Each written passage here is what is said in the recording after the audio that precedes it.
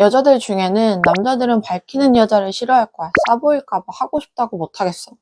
욕구가 많은 건 별로 좋아 보이지 않을 것 같아. 라고 이야기를 하면서 자기가 욕구가 있는 걸 숨기는 경우가 굉장히 많아. 근데 그건 대부분 잘못된 생각이고, 남자들도 욕구가 많은 여자를 좋아해. 생각해봐. 너의 남자친구가 욕구가 없는 너의 모습을 보면 어떤 생각들을 할까? 얘가 싫은데 억지로 하나? 얘는 나와 하는 게 싫은 것 같아. 그냥 나란 사람 자체를 별로 안 좋아하는 것 같아. 이렇게 널 오해할 거란 말이지. 그래서 욕구가 많다면 그걸 굳이 숨길 필요가 없어. 오히려 네가 먼저 욕구를 보여주면 남자들은 자기를 좋아한다고 생각하면서 더 좋아할 거야. 문제는 욕구를 숨기는 게 아니라 욕구가 별로 없는 여자인 거지. 많은 연구에 따르면 낮은 욕구를 갖게 되는 데는 몇 가지 원인이 있다고 해. 첫 번째, 첫 경험이 좋지 않았던 경우. 두 번째, 경고피 입력. 세 번째, 근심, 스트레스, 우울, 신체적인 피로. 네 번째, 상반된 취향. 다섯 번째, 정신적인 외상, 트라우마. 여섯 번째, 신체적인 컴플렉스. 일곱 번째, 호르몬의 문제 등.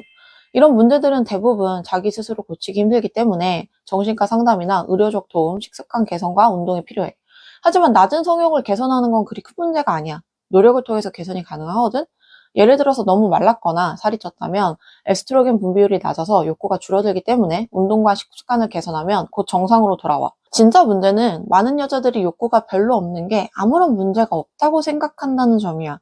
물론 욕구가 적다고 해서 건강에 큰 이상이 생기거나 남자를 만나지 못하는 건 아니야. 하지만 욕구가 별로 없으면 여자는 자연스럽게 비매력적으로 바뀌어. 왜냐하면 욕구는 자기를 이성에게 더욱 매력적으로 보이고 싶은 생각을 일으키는 촉진제거든? 배란기의 여성을 대상으로 한 연구에 따르면 욕구가 강한 여성이 욕구가 별로 없는 여성에 비해서 더 과감한 복장을 입고 진한 화장을 해서 자신을 더욱 돋보이려고 노력한다는 사례도 있어. 또한 욕구가 강한 여자들은 행동면에서 더욱 과감하게 행동하고 다른 여성들을 질투하는 모습들도 보이게 되고 평소에도 화려한 스타일링을 하는 것을 좋아한다는 연구가 있는데 이런 것들 모두가 이성에게 매력적으로 보이기 위한 무의식적인 번식 욕구야. 또 성공한 남자들을 대상으로 연구한 결과 대부분의 경우 욕구의 측면에서 일반적인 남자들에 비해 더욱 높은 욕구를 가지고 있고 성공한 남자들은 각각의 이상형이 있지만 공통적으로 찾는 여자는 욕구가 강한 여성이라고 대답을 했어. 성욕이 낮은 여자에 대한 비호, 반대로 생각하면 이해하기 쉬운데 여자들에게 성욕이 많은 남자에 대해서 어떻게 생각하냐라고 물어봤을 때 그건 싫어요 라는 답을 하는 여성들이 꽤나 있긴 하지만 막상 기능에 문제가 있는 파트너를 만나게 되면 남자에 대한 매력이 급속도로 식게 된다고 해.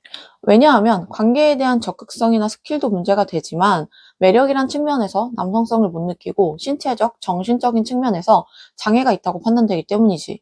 마찬가지로 여성이 욕구가 별로 없을 때 남자는 여성의 상태를 재빠르게 눈치챌 수 있어. 네가 좋은 척 연기를 하더라도 남자가 이전에 욕구가 강한 여자를 만났을 때 경험한 여성의 적극성, 호기심, 다양한 시도 등이 돋보이는데 욕구가 별로 없는 여성의 경우 그렇지 않기 때문에 진짜인지 아닌지를 파악할 수가 있어. 또한 육체적, 정신적으로 문제가 있다고 생각하고 다른 여성들에 비해서 덜 매력적이라고 느껴. 이렇게 되면 남자는 여자에게 만족하지 못하고 다른 측면에서 불만을 자주 보이면서 떠나가게 될 수도 있지. 뭐 그런 거 가지고 헤어져요? 라고 물어볼 수도 있지만 욕구를 채우지 못하는 건 배고픔을 참으라고 이야기하는 거랑 똑같아.